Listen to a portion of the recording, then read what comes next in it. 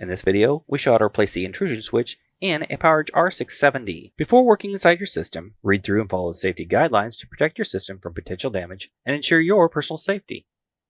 For more information about safety guidelines, see the service manual at dell.com/support.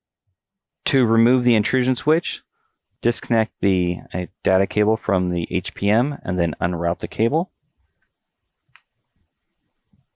Then remove the two screws, securing it in place. With the screws removed, lift the intrusion switch out of the chassis.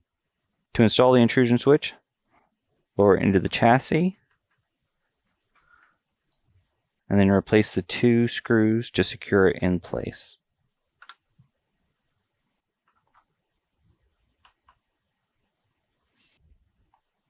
Next, route the cable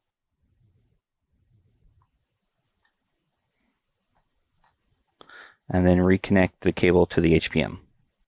For more information or support about the PowerEdge R670, visit dell.com/support.